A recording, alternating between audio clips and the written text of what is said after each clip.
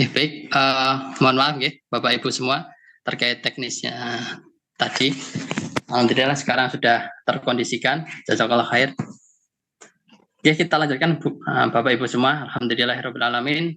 Puji syukur kehadirat Allah Subhanahu wa taala yang telah melimpahkan rahmat, hidayah dan karunia kepada kita semua sehingga kita bisa berkumpul memenuhi undangan di Madrasah Baitullah siang hari ini. Alhamdulillah. Dan salawat serta salam tak lupa kita curahkan kepada junjungan kita Nabi besar Muhammad Shallallahu Alaihi Wasallam.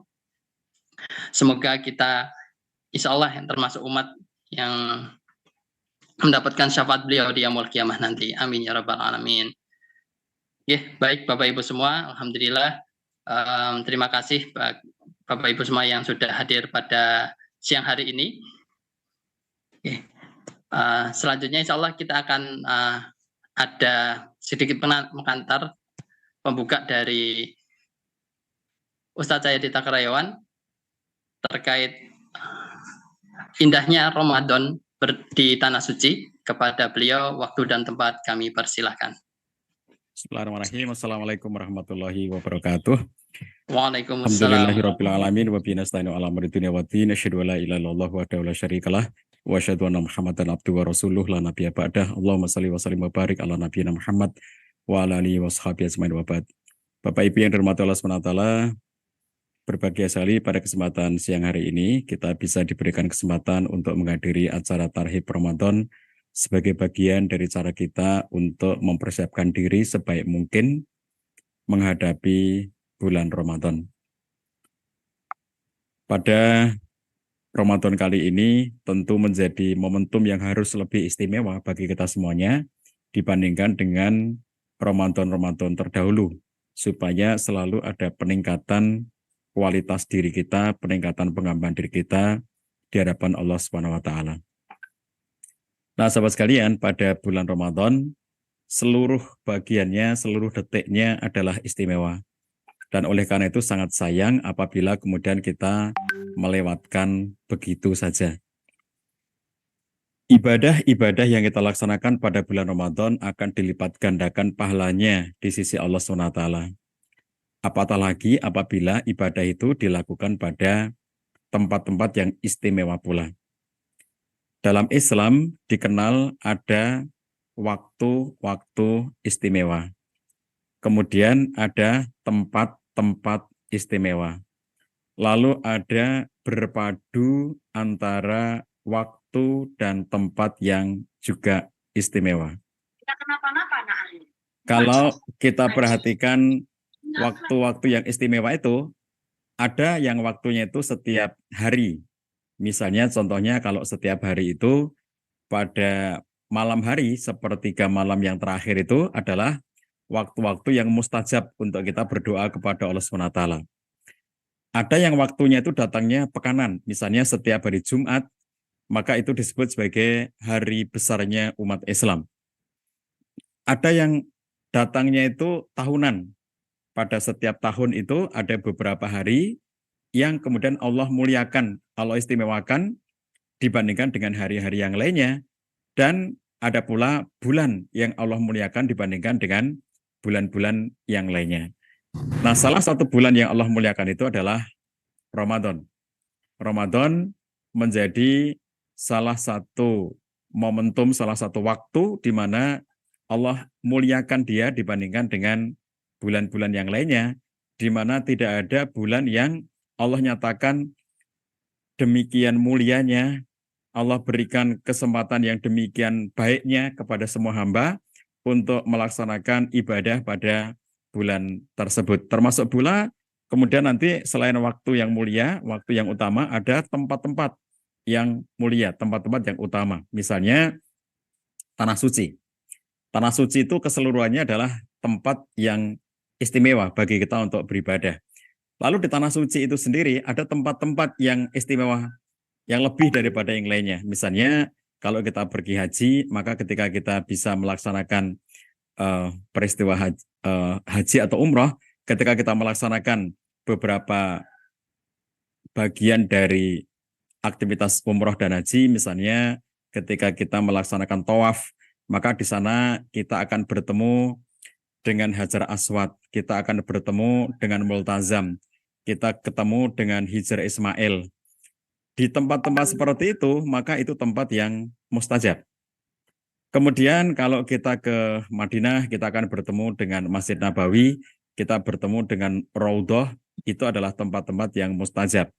Nah, contoh-contoh seperti itu, sahabatku sekalian, ada tempat-tempat yang istimewa, ada waktu-waktu yang istimewa.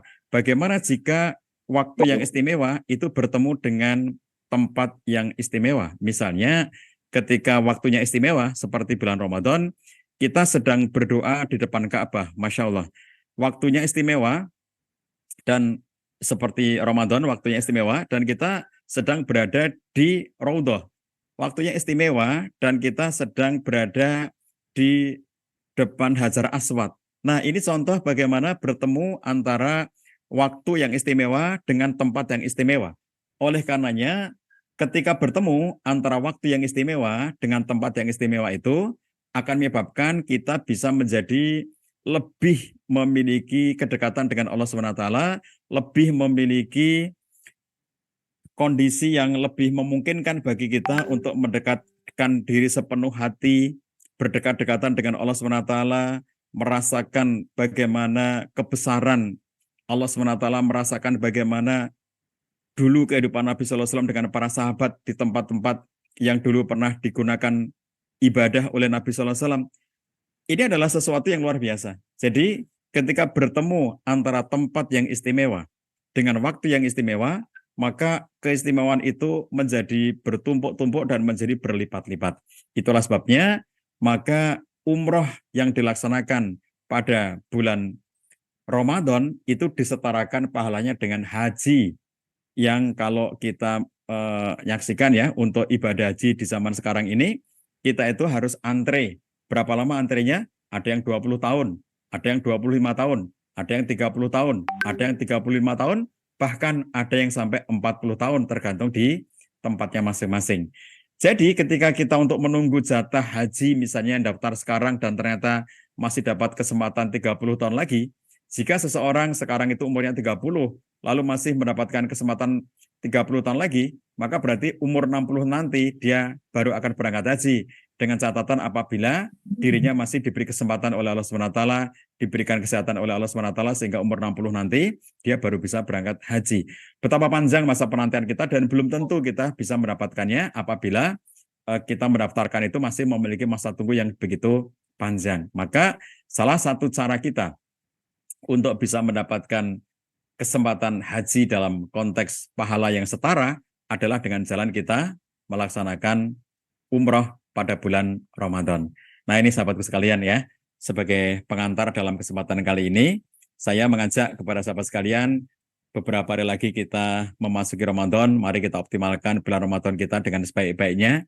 Bagi teman-teman yang memiliki kesempatan, memiliki keluangan, memiliki rezeki yang mencukupi, bisa melaksanakan ibadah Ramadan bersama keluarga di tempat-tempat yang mulia, yaitu di Tanah Suci, di Mekah dan di Madinah. Bulannya bulan istimewa, tempatnya tempat istimewa, luar biasa. Berbahagialah teman-teman yang berkesempatan untuk melaksanakan ibadah yang istimewa ini, pada bulan yang istimewa, pada tempat-tempat yang istimewa. Insya Allah, bukan saja pahala yang disetarakan dengan haji, tetapi bahwa nilai value dari ibadah itu sendiri menjadi sesuatu yang tidak bisa kita bandingkan dengan ibadah-ibadah yang lainnya.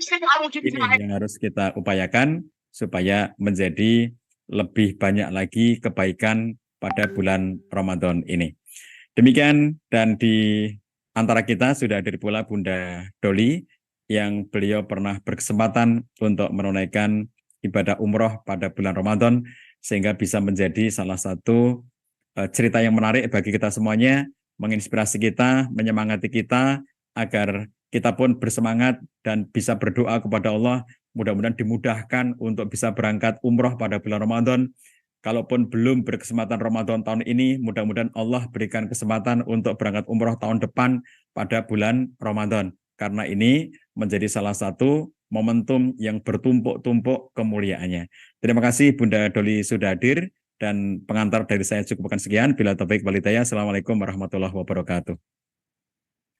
Waalaikumsalam warahmatullahi wabarakatuh. Baik, kami ucapkan jazakallah khairan kasir kepada Ustaz Jayadi Takaryawan yang telah memberikan pengantar pada kesempatan siang hari ini. Semoga dari tadi ya, kita sudah mendengarkan cerita menarik bagaimana kita menemui tempat-tempat yang mustajab untuk berdoa dan lain sebagainya. Nah, akan kita gali lebih lanjut lagi, dan di sini kita tidak hanya dibersamai oleh Ustaz Jayadi, tapi nanti juga ada Ustazah Ida Nurlaila dan juga Ibunda Doli Viviani. Yang beliau ini tadi sudah disampaikan juga bahwa menjadi salah satu jamaah umroh dari madrasah, dari Wonderful Umroh, mohon maaf, dan itu berangkat di bulan Ramadan ya. Dan ini sudah hadir juga di tengah-tengah kita Bapak Ibu. Kami ucapkan assalamualaikum. Bunda, apakah sudah bisa bergabung suaranya? Waalaikumsalam warahmatullahi wabarakatuh. Bisa terdengar suara saya? Sudah terdengar dengan jelas Bunda. Langsung saja mungkin kita langsung masuk ke talk show ya Bapak Ibu, dan tanya jawab. Di sini ada, nanti kita bergantian dari 3 panel pembicara, dan yang pertama saya ingin mengulik dulu dari Bunda Doli ya panggilannya ya nggih. Bunda Doli ini sudah berapa kali Bunda untuk melaksanakan umroh, dan menurut Bunda itu apa sih keistimewaannya untuk menjalankan umroh di bulan Ramadan? Karena kemarin kan sudah pengalaman di tahun kemarin Bunda melaksanakan umroh di bulan Ramadan. Boleh disampaikan Bunda untuk pengalamannya bagaimana? Ya, Bismillahirrahmanirrahim. Assalamualaikum warahmatullahi wabarakatuh. Waalaikumsalam warahmatullahi wabarakatuh. Saya pernah melaksanakan umroh yang berbarengan dengan haji ya. Waktu itu di tahun 2012 dari UK. Nah, kemudian kalau yang umroh sendiri itu baru kemarin itu tahun 2023, dan sebenarnya apa ya, niat awal tidak ada sebenarnya. Cuman waktu itu ibu saya yang pengen sekali umroh gitu, dan beliau merasa khawatirnya nanti umur, panggilnya mama ya, umur mama nggak ada lagi gitu loh, mama pengen umroh gitu ya. Jadinya kemudian saya menemani beliau untuk mendampingi beliau umroh gitu. Ya sebenarnya ya karena mama nggak niat awal ya, tapi ada mama pernah waktu itu teman yang waktu itu sedang umroh, kemudian mengajak kami berdoa secara online. Waktu itu ya saya cuma berdoa saja bahwa ya Allah panggil aku kembali ke untuk bisa sholat di depan Ka'bah-Mu ya Allah. Nah ternyata ya itu ya dijabah gitu. Alhamdulillah dalam beberapa 3 bulan setelah itu langsung diijabah Allah, dan saya sangat bersyukur sekali ternyata dengan niatnya mama yang pertama pengen umroh Ramadan, ya akhirnya saya juga kecipratan gitu loh. Gitu aja sih ya. Ya sebenarnya awalnya memang pengen mendampingi mama saja gitu, tapi kemudian ya berusaha untuk selalu menikmati segala proses ibadah umroh itu sendiri gitu.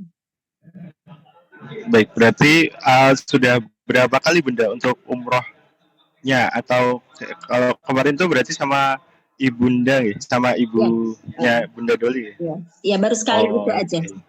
Baru sekali. Kalau yang khusus umroh gitu. Bagaimana pengalamannya Bunda ketika menemani ibundanya Bunda Doli nih ketika umroh dan haji kemarin?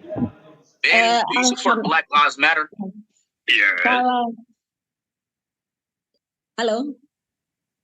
Ya, iya Bunda sudah terdengar. Alhamdulillahnya pertama mungkin kenapa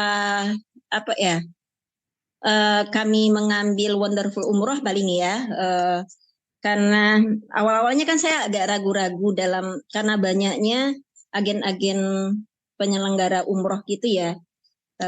Akhirnya saya cari informasi aja dulu melalui grup yang memang saya percaya gitu loh. Nah, dari grup yang dipercaya itu akhirnya dapat informasi banyak yang menawarkan tentang umroh. Tapi alhamdulillah kemudian akhirnya jatuh pilihan ke Wonderful Umroh.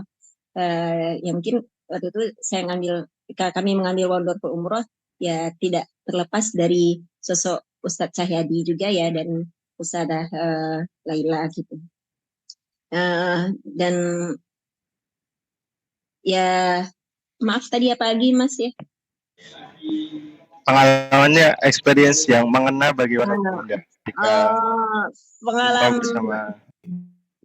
yang jelas ya, yang namanya menemani ibu ya, itu sesuatu yang sangat berarti sekali karena saya memang tinggal berjauhan dengan ibu, dan pada saat saya menemani ibu itu saya sangat berusaha untuk betul-betul memperhatikan beliau, dan beliau itu kan memang tidak bisa jalan secara sempurna karena udah pakai tongkat gitu loh. Nah, itu tapi pada saat tawaf, pada saat umroh itu, tawaf itu beliau masih bisa jalan 7 keliling gitu ya. Nah, pada saat sa'i, kan karena kasihan melihat kondisi beliau saja sih. Padahal sebenarnya kalau mau jalan juga sebenarnya bisa, tapi kami juga mempertimbangkan teman-teman yang lain yang satu tim yang juga punya batas waktu ya dalam hal sa'i gitu, sehingga waktu itu saya menawarkan kepada ibu saya untuk menggunakan pelayanan kursi roda yang sudah ada di Masjidil Haram. Nah, jadi pada saat sa'i ya ibu pakai kursi roda, saya tetap jalan dan lari di sekitar beliau gitu. Dan ya sebenarnya kalau untuk umroh sendiri ya memang sesuatu ibadah yang sangat menguatkan keimanan kita gitu. Apalagi kalau pada saat melihat Ka'bah, meskipun Ka'bah itu hanya bangunan yang berbentuk kubus gitu, tapi aura daya tariknya itu sangat sangat benar-benar tidak bisa digambarkan dengan kata-kata gitu. Pada saat kita melihat Ka'bah itu sendiri sudah merasakan bagaimana Masya Allah keagungan Allah Subhanahu Wa Taala ya yang kita rasakan, dan itu ya, dan alhamdulillahnya pada saat setiap mau ke Masjidil Haram itu saya berusaha untuk bisa tawaf setiap memasuki Masjidil Haram, dan itu alhamdulillah bisa dilakukan gitu. Dan kemudian sholat di belakang makam Ibrahim ya, dan itu alhamdulillah kalau sholat di makam Ibrahim itu senantiasa diberikan kemudahan untuk bisa sholat di sana ya. Gitu, cuman memang kita mesti ada poin-poin mungkin yang perlu kita pahami, karena askar ya, tentara-tentara yang di sana gitu yang patroli itu kadang tidak memberikan instruksi yang jelas, tapi nyuruh kita langsung pindah gitu ya, suruh yala mama pindah gitu. Nah, kadang kalau kita tidak tahu maksud mereka itu apa ya, kita akan bisa jadi menggerutu, malah ngomel bisa jadi. Tapi waktu itu saya berusaha aja mengikuti, kenapa nggak boleh di sini gitu. Oh ternyata setelah diikuti, ternyata sholat itu kalau persis di belakang makam Ibrahim itu diberikan space yang bagus, diberikan keleluasan untuk bisa sholat di sana. Jadi tidak asal misalnya selesai tawaf itu kita langsung udah selesai tawaf ini kita langsung sholat gitu. Pas memang kelihatan di belakang kayak udah kelihatan sudut Masjidil Ka'bah itu langsung kita sholat, itu pasti kita akan diusir-usir gitu. Nah, tapi kalau kita pas di tempat yang memang sudah disediakan untuk sholat, itu insya Allah kita sholatnya akan tenang. Gitu. Begitu juga pada saat tarawih ya, setiap sholat saja. Kalau kita tidak sholat di tempat yang semestinya, gitu loh, itu malah tempat jalan lewatnya jamaah, itu pasti kita akan diusir-usir gitu. Jadi kita mesti tahu di mana memang tempat memang khusus untuk sholat gitu, untuk bisa iktikaf gitu. Itu mesti kita tahu gitu. Nah, alhamdulillah di malam kedua ya setelah kami sampai di Masjidil Haram itu, ya saya dan ibu saya bisa menemukan di lantai 1 itu persis tempat di mana itikaf gitu, sehingga kita tidak diusir-usir gitu. Paling kalau disuruh pindah itu di siang harinya itu kalau petugas kebersihan mau membersihkan tempat, kemudian setelah itu ya oke saja gitu mungkin Mas. Baik, Bunda. Berarti sudah merasakan suasananya ketika Ramadan ketika umroh di Baitullah gitu ya. Nah, kalau Ya, Bunda ketika berbuka puasa atau tadi mungkin pada saat iktikaf, mungkin suasananya bagaimana Bunda? Bedanya ketika di Indonesia atau dan juga ketika di tanah suci gitu. Apakah menu berbukanya atau orang-orang di sana tuh bagaimana sih ketika Ramadan itu? Kalau buka ya itu mungkin ya agak-agak bedanya. Kalau mau ke Masjidil Haram itu kan kita seolah-olah tidak boleh bawa makanan ya. Nah, tapi ternyata nanti kecuali kalau untuk yang mau berbagi untuk jamaah itu dibolehkan. Ya, berbagi untuk jamaah misalnya dalam kualitas banyak itu dibolehkan masuk barang makanan-makanan itu. Tapi kalau yang pribadi untuk misalnya bawa makanan macam-macam itu tidak bisa gitu loh. Ya, tapi ya kalau saya pas biasanya itu kalau ke Masjidil Haram itu pas asyar. Jadi asar langsung maghrib gitu ya. Nah itu ya bawa perbekalan apa adanya aja gitu loh. Ya kurma. Tapi kurma pun juga itu sudah dapat dibagi-bagi oleh petugas di sana gitu. Kemudian nanti para jamaah itu juga bagi teh tradisinya sana ya, teh herbal, kopi herbal gitu. Yang di sana kemudian yogurt gitu. Nah, paling pernah yang saya juga berusaha untuk mencoba untuk bersedekah gitu ya. Kemudian saya bawa gitu. Ya alhamdulillah sih tidak ada dapat cegatan waktu itu.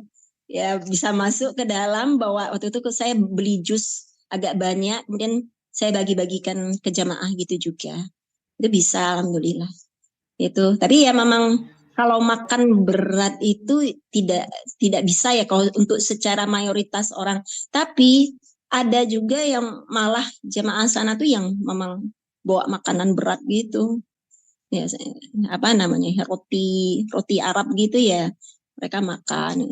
Tapi kalau saya dan ibu ya berbuka apa adanya yang ada di sana, kemudian sampai sholat tarawih. Dan setelah sholat tarawih itu sekitar 9:30 itu baru kami pulang ke hotel, dan alhamdulillah di hotel itu masih ada makanan masih ada untuk sampai jam 10 kalau nggak salah waktu itu. Tapi kalau misalnya lewat jam 10 itu udah nggak ada gitu loh. Jadi biasanya kita mesti tahu, nah itu juga mesti tahu tempat yang dimana kita sholat dan tahu nanti arah jalan pulang gitu loh. Ya itu biasanya kalau patokan kami waktu itu saya lupa nama hotelnya ya, tapi waktu itu patokan kami hotel toilet nomor 3. Nah nanti lurus ke atas. Nah itu patokannya. Nah kalau dari dalam itu mesti tahu jalan untuk keluar itu yang mana gitu, atau pintu nomor berapa, itu kita mesti tahu gitu loh. Biasanya kalau kesasar itu seperti itu, nggak tahu jalan masuk, Nggak tahu jalan jalan keluar. pulangnya. Jalan keluarnya pun Oh, beda iya, gitu iya. loh. Nah, seperti itu biasanya Baik, yang Bunda. tersesat gitu. Jadi kalau saya patokan Tersesat. toilet ya. Nah, biasanya yang gampang itu bertanya ke cleaning service malah. Kalau tanya cleaning service, toilet 3 di mana? Nanti sama cleaning service itu ditunjukkan jalannya. Tapi kalau misalnya tanya ke Askar malah nggak tahu toilet gitu loh. Nggak hafal toilet, nomor-nomor toilet itu nggak hafal Askar. Jadi kalau mau tanya ya tanya arah gitu, patokannya toilet, kemudian tanyanya ke cleaning service gitu, sehingga tidak tersesat. Insya Allah seperti itu. Baik, Bunda. Ini tips juga nih ya bagi Bapak Iya. Ibu yang nanti akan ke Tanah Suci, lebih baik tanya ke cleaning service agar tahu patokan toiletnya di mana. Oke, Bunda. Kalau pada saat tarawih, Bunda, ketika tarawih ataupun sholat-sholat dan tilawah kan pasti vibes atau suasana di sana kan sangat mendukung ya ketika beribadah. Nah, bagaimana menurut Bunda bedanya ketika di Tanah Suci dan juga di tanah air itu seperti apa yang Bunda rasakan ketika memang umroh ataupun ibadah di bulan Ramadan? Kalau apa ya?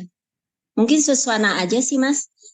Karena alhamdulillah sih kalau di tanah air pun kami di sekeluarga ya sudah biasa juga untuk itikaf di masjid. Kalau dulu awal-awal itu kami mulai iktikaf di Indonesia itu tahun 2014 itu langsung di Jogokarian gitu loh. Kemudian tahun-tahun berikutnya kami selalu cari mana masjid yang mengadakan itikaf gitu 10 hari. Nah itu biasanya kami sekeluarga melakukan itu gitu. Jadi ya bedanya kan kalau di Masjidil Haram itu banyak jamaahnya ya. Kalau di Indonesia itu ya cuman beberapa gitu yang mau baru merasakan itikaf 10 hari Ramadan itu. Kalau di Masjidil Haram kan memang banyak gitu loh. Itu aja sih bedanya sih. Dan Ada yang membuat suasana terenyuh gitu nggak Bunda ketika di Tanah Suci ketika Bunda misalkan iktikaf di masjid. Kalau iktikafnya di masjid mana Bunda? Di Mekah kah atau di mana Bunda? ya, alhamdulillah yang awal itu udah di mana di Masjid Nabawi sudah juga itikaf 3 hari kalau nggak salah ya, 3 malam waktu itu. Kemudian di Masjidil Haram ya nah ini mungkin beda suasana ya kalau Masjidil Haram dengan Masjid Nabawi. Kalau Masjid Nabawi kan putra dan putri itu jelas terpisahnya gitu areanya. Itu yang lebih nyamannya seperti itu gitu. Kalau Masjidil Haram itu untuk itikaf memang terpisah. Tapi kalau dalam hal kita mau kemana-mana itu pasti ya ada percampuran gitu loh. Nah itu yang kadang yang kurang nyamannya di sana gitu loh. Gitu sih Mas. Baik Bunda. Kalau boleh tahu Bunda, untuk pengaturan jadwal kan Bunda ini nggak sendiri ya ketika umroh ataupun beribadah di sana. Itu bagaimana Bunda mengatur jadwalnya Bunda ketika beribadah dan harus mengurusi ibunda jenengan gitu. Jadi ada 2 orang nih yang harus Bunda, yang pertama diri sendiri, kemudian yang kedua adalah ibundanya Bunda gitu. Nah, bagaimana Bunda mengatur jadwal atau itu sholat ataupun ibadah yang lain kita di Tanah Suci? Ya, itu kembali ke kita masing-masing ya. Alhamdulillah karena ibu saya termasuk ya orang yang sangat bersemangat untuk beribadah gitu ya. Jadi beliau tuh malah pengen itu setiap sholat itu di Masjidil Haram gitu loh. Jadi ada misalnya yang ya ada yang sholat di luar Masjidil Haram atau malah di jalan gitu dengan alasan ya kalau sholat di area di sekitar Masjidil Haram itu sama dengan sholat di Masjidil Haramnya gitu loh. Tapi kalau ibu saya bukan tipe seperti itu. Beliau belum ada hadisnya, beliau bilang. Kalau di sekitar Masjidil Haram itu juga sama di dalam Masjidil Haram. Jadi beliau berusaha untuk sholat itu di Masjidil Haram gitu. Jadi ya mau tidak mau ya saya ngikuti beliau aja gitu. Cuman memang kita perlu jaga kesehatan gitu loh. Jaga kesehatannya ya banyak minum, terutama minum air zam-zam ya. Kemudian makan kurma itu sebenarnya tidak perlu banyak-banyak makan gitu juga enggak sih ya. Ya cukup ya pakai sunnahnya Rasul aja. Makan ketika lapar, berhenti sebelum kenyang gitu. Yang penting asupannya aja gitu loh. Nah, alhamdulillah itu malah sebenarnya kalau kami itu biasanya itu kalau nggak duhur ya asyar. Duhur atau asyar ke masjid kemudian 9:30 balik pulang gitu loh. Kemudian ya malam itu istirahat, kemudian nanti balik lagi sebelum subuh gitu. Kalau teman-teman ada lagi memang yang kuat gitu ya, yang fisiknya masih muda-muda gitu, ya memang karena malah nggak pulang gitu karena pengen tahajud yang langsung oleh Syekh Sudais, diimami oleh Syekh Sudais itu jam 1 sampai jam 2 gitu. Terus Syekh Sudais ya biasanya teman-teman seperti itu, tapi saya sama ibu tidak mengambil yang begituan. Paling di hari 2 terakhir yang kami juga ikut join dengan tahajud itu. Gitu mungkin Mas. Baik Bunda, oke. Sangat ini ya, tadi sudah habis bagaimana cara kita diberikan tips untuk tetap bisa sesuai dengan tuntunan Rasulullah, dan tadi juga diberikan salah satu contoh yaitu Bunda Doli tetap bersemangat meskipun tetap beribadah di Masjidil Haram ataupun ketika di tanah suci itu tetap harus semangatnya maksimalkan gitu ya. Baik, itu tadi untuk bincang-bincang bersama Bunda Doli. Nanti kita lanjutkan lagi Bunda Doli. Kita lanjutkan dulu bersama dengan Ustazah Ida Nur Laila. Nanti di sesi akhir bisa bersama lagi dengan Bunda Doli. Kita lanjutkan kepada Ustazah Ida Nur Laila. Assalamualaikum Ustazah, apakah sudah bisa bergabung suaranya?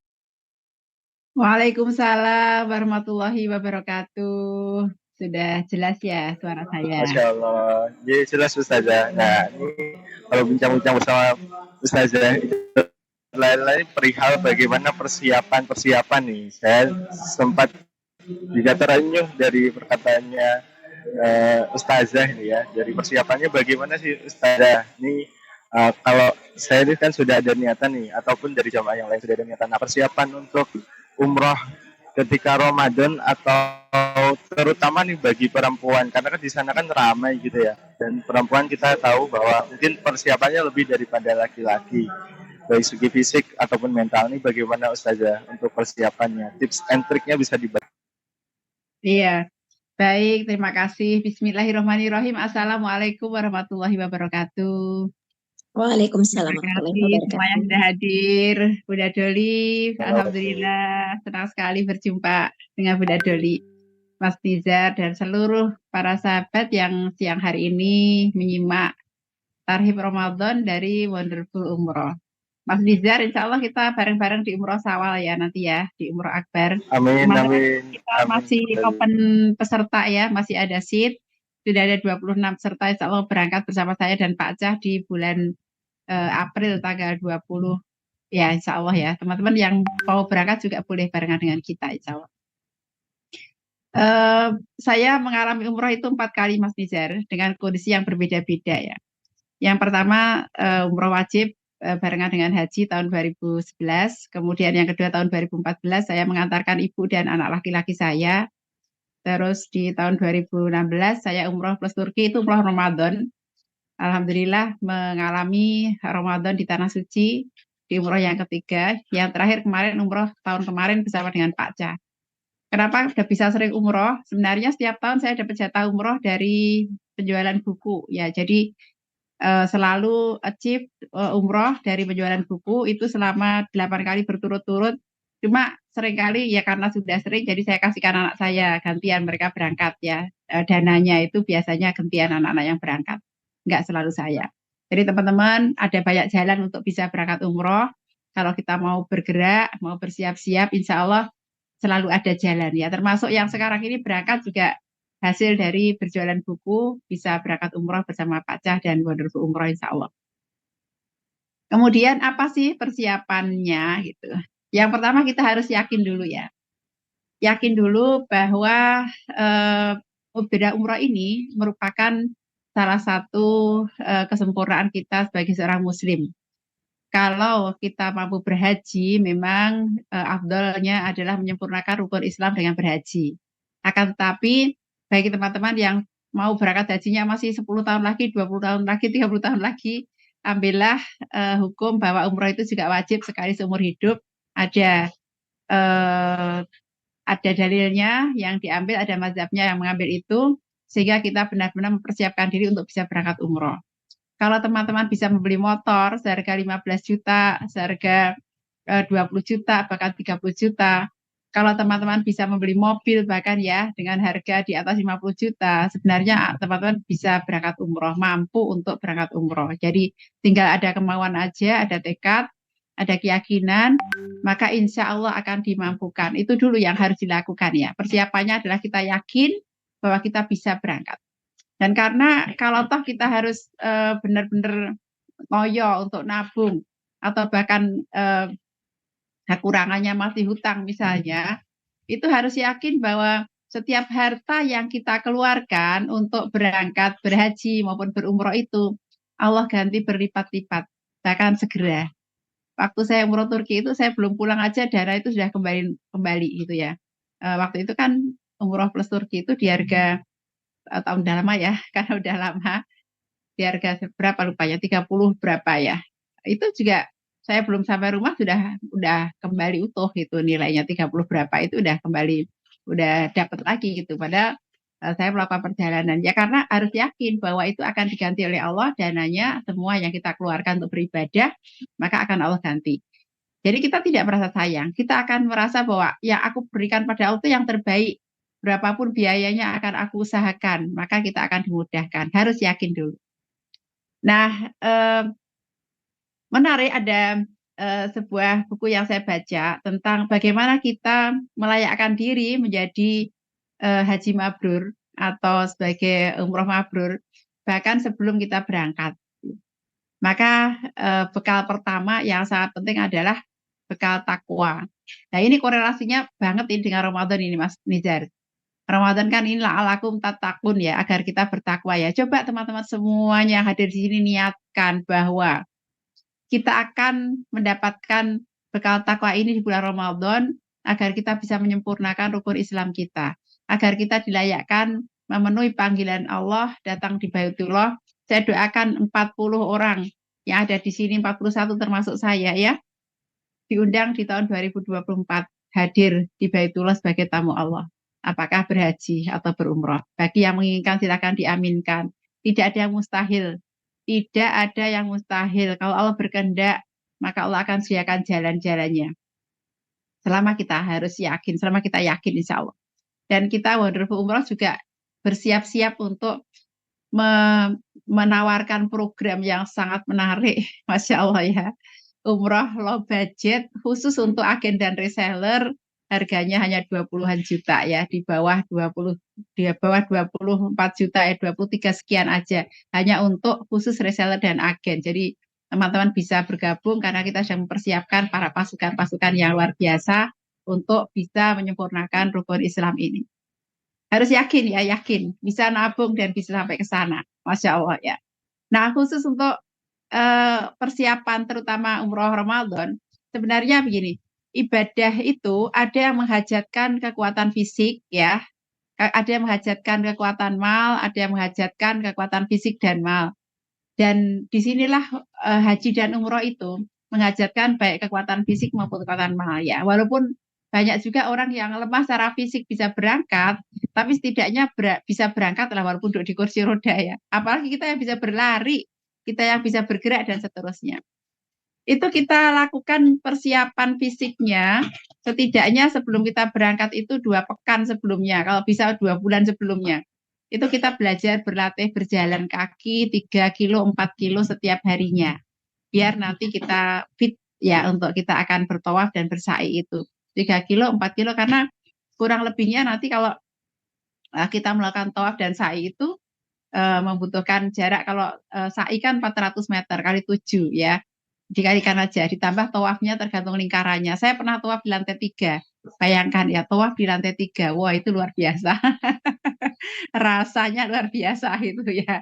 Perjuangannya nggak pakai kursi roda, jalan kaki begitu.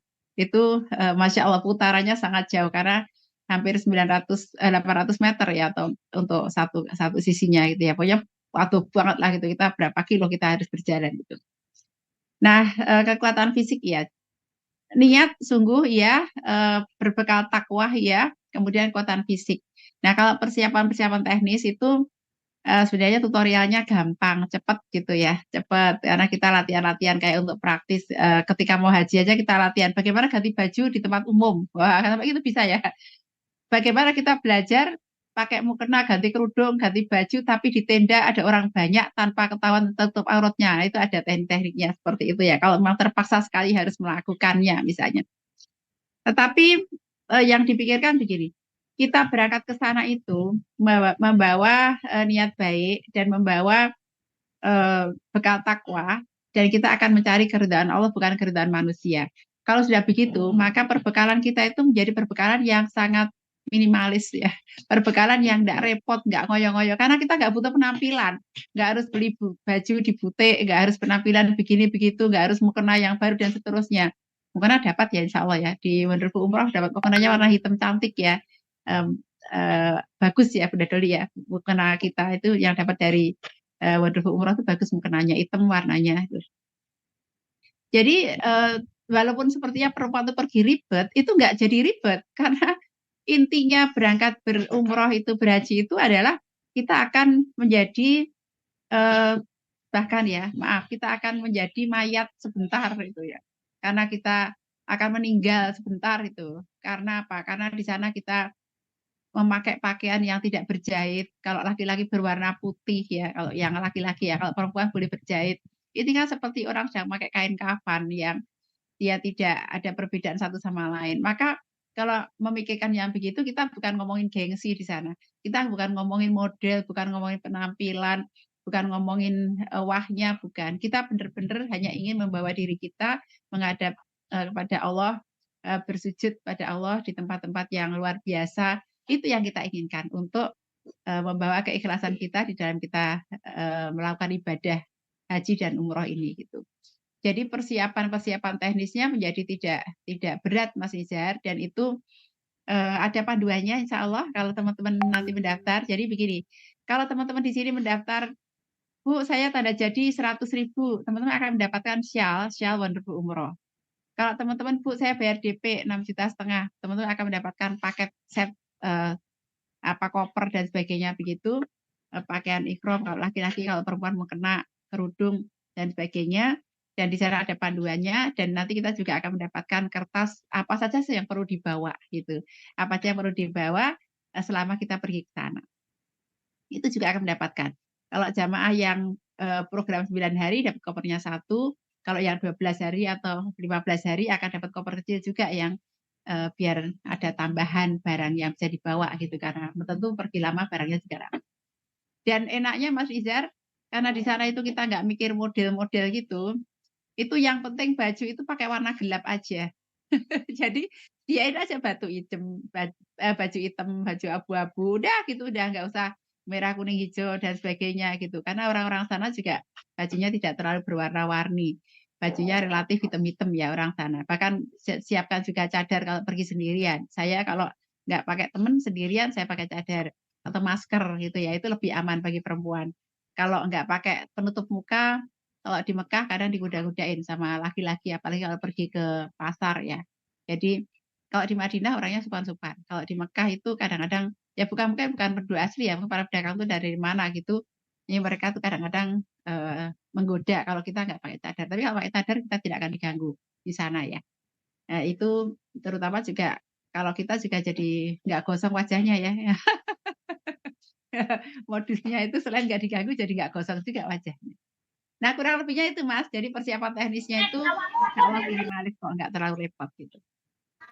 Bagus saja. Terima kasih. Tadi sudah diberikan tips ya bagi bunda-bunda kalau mau belanja ke pasar sendirian harus pakai masker atau minimal menutup wajah agar tidak gosong atau digodain orang-orang sana gitu ya. Dan tadi juga disampaikan bahwa bekal pertama yaitu apa, takwa dan juga niatan bahwa kita yakin akan berangkat. Nah, Ustazah, di perihal ketika Ustazah umroh atau beribadah di tanah suci pada saat Ramadan itu bagaimana saja suasananya? Apakah memang ada perbedaan yang signifikan? Tadi sama ya seperti yang ditanyakan kepada Bunda Doli, berbeda dengan di tanah air atau ada kesan khusus ketika Ustazah pada saat Ramadan itu beribadah di tanah suci? Iya, baik. Ya. Mas Nizar, waktunya lebih panjang biasanya di sana daripada di Indonesia. Jadi kita ini kayaknya barusan buka udah harus sahur lagi gitu ya. Apalagi waktu itu saya umroh plus Turki. Itu bukanya bukanya di Turki itu kan udah malam tuh, udah jam 9 atau jam 10 malam ya. Sementara sahurnya itu di jam 2-an gitu. Jadi cepet banget itu ini waktunya, cuma pendek gitu. Di Turki kan udah masuk Eropa ya. Jadi kalau di Mekah itu kita biasanya kayak Bunda Doli tadi ya, berangkat asar, kemudian bablas di sana ikut buka, lalu pulang dulu karena jaraknya antara maghrib dengan isya itu agak panjang. Jadi kita sempat makan gitu. Kayaknya sholatnya tarawih itu sekitar jam 10-an, nanti selesainya jam 12 malam. Jam 12 malam itu kita pulang biasanya terus mampir apa ya, beli jus, beli apalah gitu, enak banget tengah malam minum jus dingin-dingin di Mekah ya. Itu nanti jam 3 udah sahur lagi gitu. Jadi kita, asar pulang terus kemudian, buka, di sana biasanya tuh banyak sekali digelar bukaan gratis gitu ya. Ada dapat macam-macam paketnya, ada roti, kemudian ada minuman, ada buahnya, biasanya paketnya itu ada sak kotak gitu ya, dan banyak orang bersedekah. Kalau kita bingung lihatnya tuh, kenapa sih ke masjid bawa koper? Jadi mereka tuh bawa koper dorong gitu. Bawa koper, banyak sekali orang-orang di sana yang pergi ke masjid bawa koper. Ternyata begitu dibuka itu mereka bawa makanan yang mereka bagikan ke orang-orang gitu. Jadi alhamdulillah ya, sebenarnya kalau kita, datang di Mekah di masjid di Mekah maupun di Madinah itu ada bukaan gratis banyak seperti itu. Kadang-kadang kalau di luar banyak orang juga bagi nasi tapi biasanya pada antri-antri gitu. Nah, kalau kita kan dijamin kalau di hotel ya, selama perjalanan sahur, buka dijamin gitu. Jadi kita bisa makan menu hotel, tapi bukanya bisa buka di masjid, dengan takjil dari masjid. Cuma tehnya nggak suka saya ya, tehnya terlalu pekat gitu, teh sana aromanya terlalu pekat. Kalau urusan, ritme seperti itu ya, nanti sholat malam. Sholat malam ya di Masjid Nabawi itu kan ngambilnya di 23 rakaat ya, jadi panjang ya. Biasanya kalau orang Indonesia itu pada males-males itu, mereka sholat dulu 8 rakaat terus tidur. Teman-teman saya itu kan pada gitu, "Bu, nanti aku dibangunkan kalau udah mau witir ya." Ya, terus dia tidur aja. Saya sholat tarawih, dia tidur, nanti kalau udah mau witir tak bangunkan gitu. Karena kan memang banyak ibadah jadi ngantuk ya, badannya tuh ngantuk, udah malam, udah ngantuk gitu. Tapi saya merasa, "Hai sayang banget toh ya, mosok malam yang turu. Ora apa-apa lah nek kene 23 rakaat itu ning Indonesia 11 rakaat, di sini 23 ya." Tapi mosok sih malah tidur, tapi mereka pada tidur, teman-teman itu ada, "Aku ngantuk, aku tidur aja, nanti aku dibangunkan yang 3 rakaat." Ya tidak apa-apa ya, seperti itu. Jadi dan, suasananya seru ya kalau buka itu banyak banget keluarga-keluarga yang berbuka, apalagi di Masjid Nabawi mereka pada di emper-emper, di luar-luar itu bawa ngumpul sekeluarga sama anak-anaknya, Masya Allah gitu. Dan yang saya senang itu kalau di Masjid Nabawi banyak majelis Al-Qur'an, Mas. Jadi kita kalau mau iktikaf di masjid itu sore-sore gitu, mesti ada ustadzah-ustadzah yang mereka memang disediakan, untuk para peziarah ini gitu ya. Disediakan terutama di musim haji itu disediakan banget para peziarah, mereka boleh gitu menyimak setoran hafalan dan seterusnya. Jadi itu saya manfaatkan banget. Kalau ada majelis Al-Qur'an saya duduk aja di situ nunggu, nanti ditanya mau setoran atau mau murojaah atau mau tahsin gitu, nanti dia kasih catatan ini apa yang dibetulin dan seterusnya gitu. Jadi disimak oleh mereka, itu seneng banget. Itu banyak majelis Al-Qur'an itu kalau kita mau ya, tapi memang harus mandiri ya, karena biasanya kalau biro kan kita barengan ke rodo barengan, tapi kalau sholat 5 waktunya kan dilepas karena cuma dekat ya, berangkat sendiri pulang sendiri gitu. Maka ya kalau nggak ada temennya ya nggak apa-apa, saya berangkat sendirian aja, saya berangkat sendiri nyari majelis Al-Qur'an, duduk daripada tidur di kamar, daripada cuma ngerumpi-ngerumpi, waktunya banyak dihabiskan di masjid, tilawah Quran, kemudian ikut majelis Al-Qur'an. Dan kalau beruntung sambil menunggu ke rodo itu ada ceramah-ceramah dari Ustadz dengan bahasa Asia, bahasa Malaysia atau bahasa Indonesia, kita juga bisa mendengarkannya. Kalau kita tahu bahasa Arab, ya bisa ngambil grup yang bahasa Arab. Kalau kita bisa bahasa Inggris, bisa ngambil grup yang ceramahnya bahasa Inggris. Ya alhamdulillah bisa. Kita bisa pilih-pilih yang begitu. Jadi ritmenya seperti itu. Biasanya tidurnya siang hari, antara duhur dengan asar itu dipakai tidur, atau setelah pulang subuh sampai suruk, duha sekalian, kemudian pulang sampai di hotel misalnya jam 8, tidur sampai jam 11, bisa berangkat lagi ke haram kalau dekat ya. Kemudian nanti pulang lagi, jelang asar berangkat lagi, bisa seperti itu. Ya, gitu Mas Izar. Baik, Ustazah. Mungkin yang terakhir Ustazah, nanti bisa dilanjut lagi dengan Ustazah ini. Jadi pertanyaan saya, misalkan kalau memang kita belum kesempatan nih Ustazah, umroh di bulan suci gitu. Nah, bagaimana pahala apa sih, atau ada nggak yang bisa kita lakukan untuk kita bisa mendapatkan pahala yang sesuai dengan pahala ketika umroh di bulan Ramadan? Ada nggak sih pada saat Ramadan gitu, ibadah apa yang mungkin ketika memang ya qadarullah ya kita belum berangkat ke tanah suci? Ada tidak? Iya. Ya, nanti tentang hukum fikihnya pahala-pahala yang seperti pahalanya umroh itu nanti sama Pak Caca ya jawabannya gitu. Tapi teman-teman, ada sebuah kisah yang menarik ya, yang kemarin saya baca dari salah satu PPT yang dibuat oleh Pak Cah. Qadarul Pak Cah buat buku baru judulnya Terwujud atau Tak Terwujud Tetaplah Bersujud. Ya, isinya kisah-kisah hikmah juga itu. Nah, di antaranya itu kisah tentang seorang Ibnu Mubarak ya. Ibnu Mubarak ini seorang ulama besar pada masanya. Kemudian beliau berangkat berhaji pada waktu itu. Nah, ketika tidur di Masjidil Haram, beliau bermimpi mendengarkan percakapan dua malaikat. Yang satu malaikat bertanya, berapa jamaah haji tahun ini? Kemudian malaikat satu mengatakan 600.000, sekitar 600.000. Kemudian berapa di antara mereka yang diterima hajinya oleh Allah? Kemudian malaikat yang satu mengatakan tidak satu pun yang diterima amalan hajinya oleh Allah. Terus akan tetapi ada seorang yang tinggal di Damsyik, namanya Ali Al-Mutawi Pak ya. Nanti bisa dilihat lagi. Dia tidak berangkat berhaji, tetapi dia mendapatkan pahala haji yang sempurna. Dan disebabkan oleh apa yang dia lakukan, maka seluruh jamaah haji yang sekarang hadir ini amalnya diterima oleh Allah SWT. Masya Allah. Lalu kemudian Ibnu Mubarak terbangun dan dia kepikiran sama mimpinya itu, sehingga begitu selesai prosesi haji, beliau pergi ke Damsyik menemui seorang yang bernama Ali itu. Ternyata dia adalah seorang tukang sol sepatu.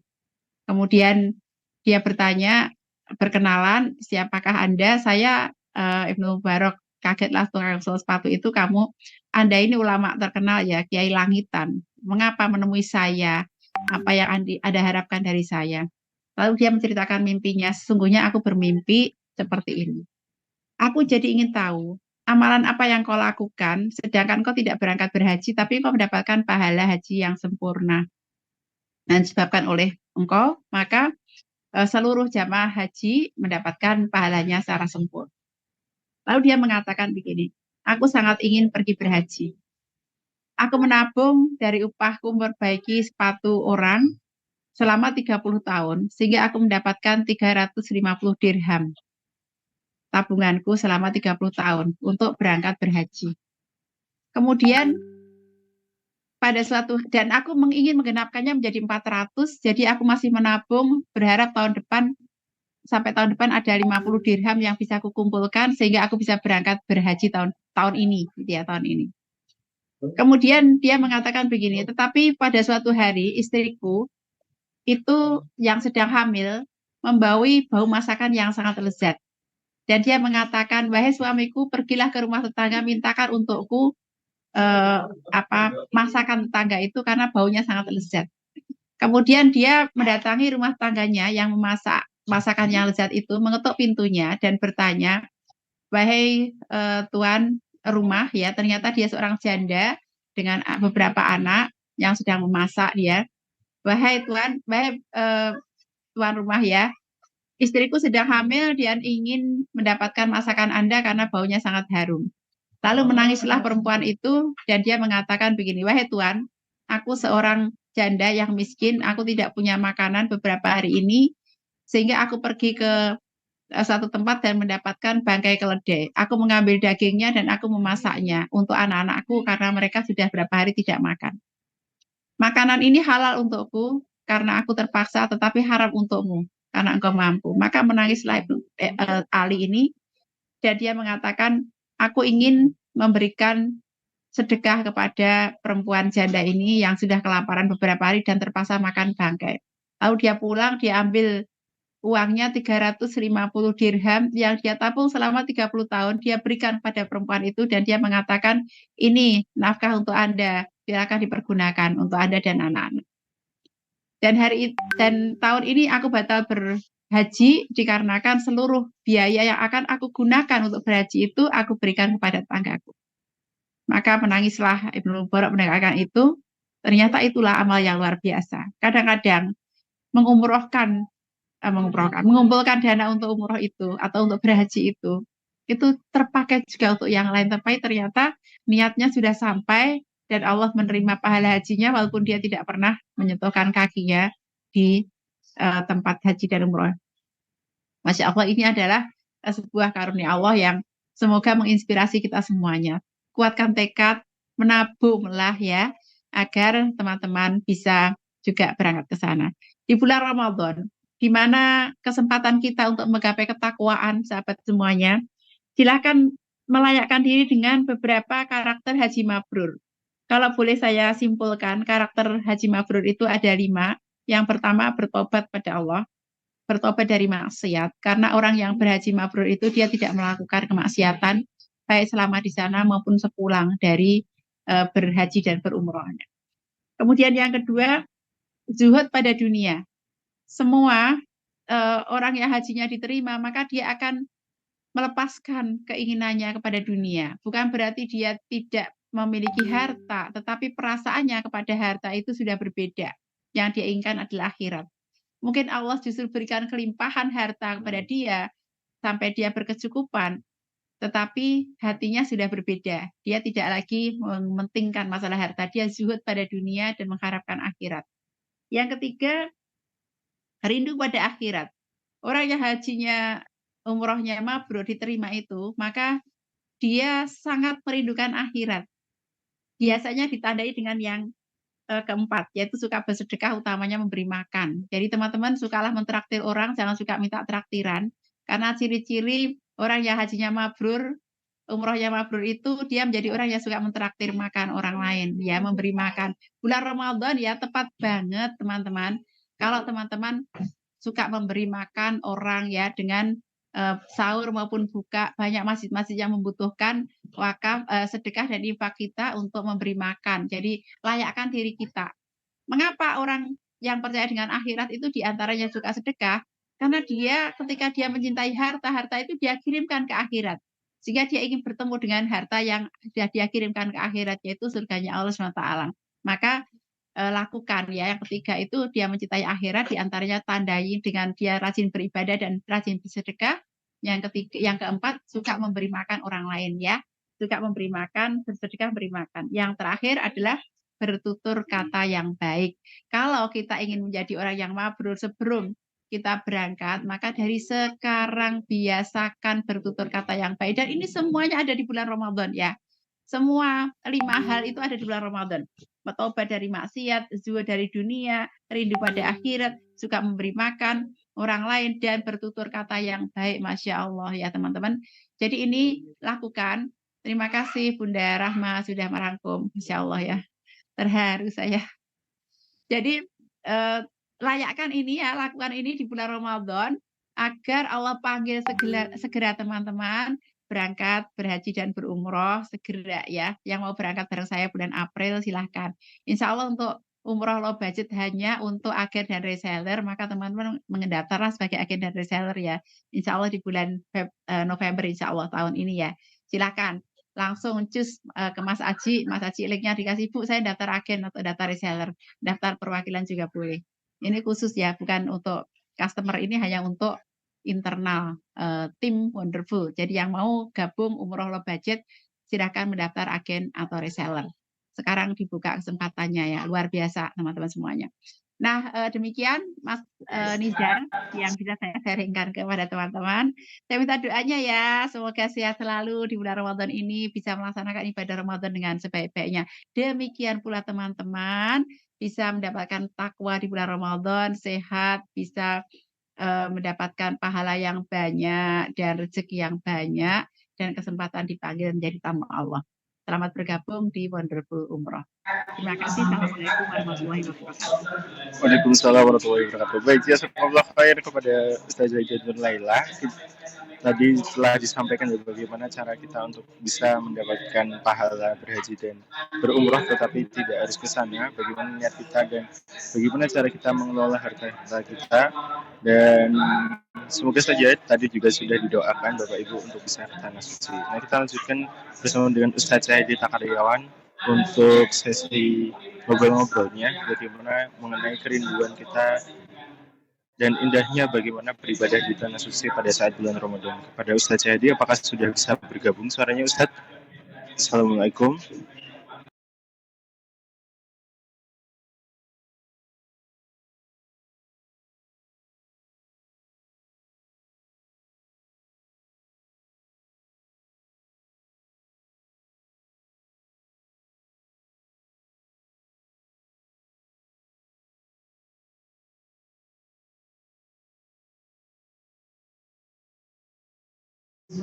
Baik, sepertinya belum bisa tersambung suaranya. Kita pindah moving ke acara ini. Oh baik Ustazah, berarti kita cukupkan saja nih untuk acara Tahrib Ramadan pada sore hari ini. Mungkin ada tambahan dari Ustazah Ida Laila atau dari Bunda Doli untuk jadi closing statement. Bunda Doli dulu monggo kalau ada closing statement. Kami silakan pada Bunda Doli apabila ada closing statement, apakah bisa bergabung lagi suaranya?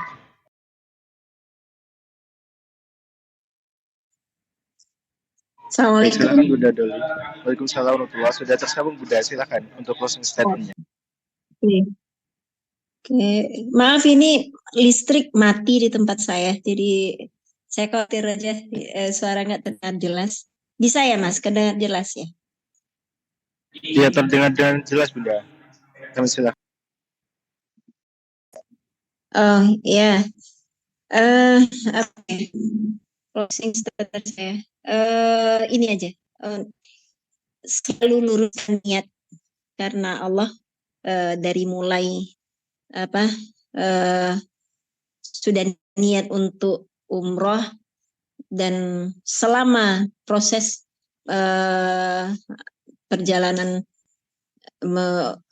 mengurus-ngurus keperluan umrohnya, kemudian selama perjalanan umrohnya, apapun kejadian yang kita alami di sana, selalu luruskan niat karena Allah. Sehingga insya Allah kita bisa menikmati seluruh kejadian atau rangkaian-rangkaian ibadah yang kita lakukan di tanah suci ataupun selama perjalanan dari tanah air ke tanah suci ataupun dari tanah suci ke kembali ke tanah air.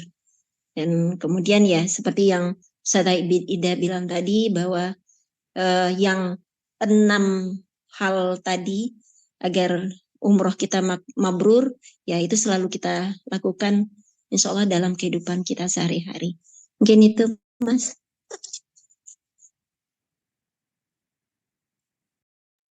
Halo. Ya, Halo, gitu, Bunda. Mas. Ya, Baik. sudah? Oh, sudah. Baik. Terima kasih Bunda atas closing statement-nya. Bagaimana kita diingatkan kembali bagaimana niat karena Allah Subhanahu wa taala untuk bisa memanggilkan diri kita ke tanah suci terutama pada saat bulan Ramadan. Kami lanjutkan untuk closing statement-nya kepada Ustazah Zaidun Raila, kami silakan.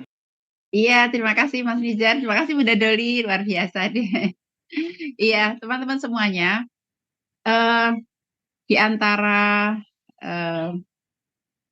meaningful life ya, bagaimana kita menjadikan hidup kita lebih bermakna itu, teman-teman pahami atau maknai bahwa setiap perjumpaan itu ada maksudnya.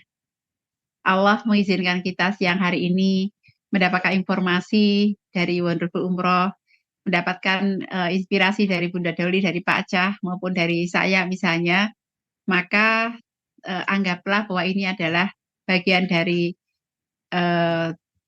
jawaban Allah atas doa-doa kita, atas kerinduan kita ke tanah suci, ya atas harapan kita ketika kita berdoa ihdinas siratal mustaqim.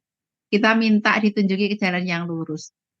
Pada saat kita memaknai bahwa Allah hadirkan guru-guru kehidupan kepada kita semuanya, informasi yang masuk dan sebagainya, manfaatkan sebaik-baiknya teman-teman ya. Terus segera saja bergabung, segera saja mendaftarkan diri, segera saja menabung, segera saja mengazamkan niat untuk pergi ke tanah suci, dan terus segera lakukan juga apa-apa tips yang sudah kita sampaikan. Semoga ini menjadi bukti nyata bagi kita menyambut panggilan Allah. Sebelum labbaik Allahumma labbaik ya kami sambut panggilanmu ya Allah itu, sekarang sambut dulu panggilan kebaikan-kebaikan yang membentangkan jalan-jalan ke sana. Insya Allah dengan begitu satu langkah kita maju, Allah berlari kepada kita 1000 langkah. Saya sudah buktikan itu, saya menabung sedikit pun ya, walaupun sedikit ya, itu mendaftar haji tahun 2008 dan jatahnya berangkat 2014, ternyata Allah segerakan 2000. Itu saya mendaftar reguler, ternyata Allah segerakan 2011 saya bisa berangkat dengan UNH+. Dan demikian pula ketika saya berharap aku harus bisa berangkat umroh, saya nabung walaupun sedikit, ternyata Allah berikan kesempatan untuk ternyata ada selalu dana-dana yang Allah berikan sehingga bisa berangkat di waktu-waktu yang kita harapkan. Nah teman-teman azamkan, yang belum pernah sama sekali azamkan, segera ya Allah panggil tahun ini ya Allah sampaikan, bulan apa sampaikan pada Allah, maka Allah akan jawab doa-doa kita. Ramadan banyak waktu untuk memiliki mustajab, kesempatan-kesempatan doa dikabulkan pada saat puasa, pada saat fajar, ya, pada saat sholat malam, maka udah banyakin doanya sampai nangis sama Allah. Pasang foto Ka'bah ya di rumah kita yang gede. Kalau nggak ada ya pasang aja foto Ka'bah di kamar kita. Lihat selalu setiap hari. Kita berharap kita termasuk yang berada di sana segera dipanggil, dilayakkan. Insya Allah istijabah. Bismillah dengan niat baik kita, Allah mudahkan jalan-jalannya. Terima kasih, itu aja Mas Nizar. Assalamualaikum warahmatullahi wabarakatuh. Waalaikumsalam warahmatullahi wabarakatuh. Baik, kami ucapkan jazakallah khair kepada 3 pembicara kita, Ustazah Dita Karyawan, Ibu Ustazah Zaidun Raila, dan Bunda Doli yang sudah bersama kita di Tarhib Ramadan pada kesempatan sore hari ini dari Wonderful Umroh. Tapi belum sampai di situ Bapak Ibu, bagi Bapak Ibu yang berminat langsung untuk bisa mendaftar umroh dan juga haji, kami juga menyediakan program umroh di akhir Ramadan tahun 2024 ini. Kemudian ada juga umroh akbar eksklusif bersama dengan Ustazah Dita Karyawan dan juga Ustazah Zaidun Raila di bulan Syawal 2024. Besok bulan April sudah ada 26 orang yang tadi yang sudah tercatat, hanya sekitar 29 jutaan. Mari segera mendaftar karena seatnya terbatas, dan itu ada nanti bersamai langsung oleh Ustazah Edi dan juga Ibu Ustazah Zaidun Raila, yaitu dari owner Wonderful Umroh. Lalu juga kami menyediakan program haji khusus, daftar sekarang berangkatnya 6-7 tahun lagi. Kemudian ada juga haji Furoda, daftar sekarang berangkatnya tahun depan. ada juga badal haji dan juga badal umroh. Kami juga menyediakan program seperti itu. Dan juga Bapak Ibu, kami juga membuka kemitraan dari Wonderful Umroh untuk bisa Bapak Ibu bergabung bersama dengan Wonderful Umroh. Ada bagi keuntungan, bagi profit, pembinaan, marketing tools gratis, serta ada kesempatan tadi berangkat umroh gratis atau berangkat umroh low budget. Nah, maka dari itu mari bergabung bersama dengan Wonderful Umroh, karena bersama Wonderful Umroh semua bisa ke Tanah Suci. Terima kasih, itu saja Bapak Ibu. Atas partisipasinya kami ucapkan luar biasa sekali ya tadi. Terima kasih, semoga kita ijabahkan, Allah ijabahkan doa-doa kita untuk bisa ke Tanah Suci segera. Tadi juga diijabahkan doa-doa dari Ustazah dan juga pembicara kita pada sore hari ini. Semoga Bapak Ibu tidak hanya berkumpul di sini, kita juga semoga nanti bisa berkumpul ke Tanah Suci dan sama-sama untuk menyambut panggilan dari Allah Subhanahu wa taala. Dari saya kurang lebihnya mohon maaf, kita akhiri dengan baca hamdalah. Alhamdulillahirabbil alamin. Subhanakallahumma bihamdika asyhadu an la ilaha illa anta astaghfiruka wa atubu ilaik. Ada kurang lebihnya dari saya mohon maaf. Kami mewakili panitia yang bertugas. Sekian. Assalamualaikum warahmatullahi wabarakatuh. Waalaikumsalam warahmatullahi wabarakatuh. Terima kasih Mas Idan, terima kasih Bunda Deli, ada Mbak Susan, Bunda, Pak Chan. ada Mbak Susan, Oh iya, Bunda. Assalamualaikum. ada Kamelia, terima kasih. Waalaikumsalam. Ada Faria, Ustazah. Mbak Evi, ya semuanya, Bunda Yuli, ya Pamit dulu Allah. ya, Umi. Oke, pamit ya. Assalamualaikum. Waalaikumsalam. Waalaikumsalam.